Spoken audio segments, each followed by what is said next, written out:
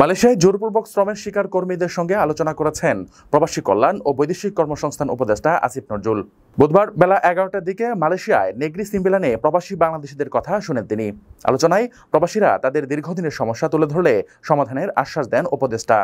এছাড়াও দেশটির মানব সম্পদ মন্ত্রণালয় ও স্বরাষ্ট্রমন্ত্রীর সঙ্গে বৈঠক করেছেন আসিফ নজরুল। এসব বৈঠকে বন্ধ শ্রমবাজার নিয়েও আলোচনা হচ্ছে বলে জানা গেছে।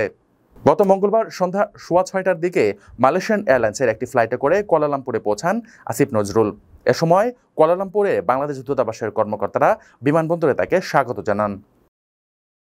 আপনার স্বপ্নগুলো আকাশ ছুবে প্রবাসীর হেলিকপ্টারের মাধ্যমে। বিয়ে, জন্মদিন অথবা যে কোনো বিশেষ প্রয়োজনে হেলিকপ্টার ভাড়া করতে যোগাযোগ করুন স্ক্রিনে দেয়া নাম্বারে। প্রবাসীর হেলিকপ্টার, নিরাপদ ও সাশ্রয়ী বাহনের বিশ্বস্ত নাম।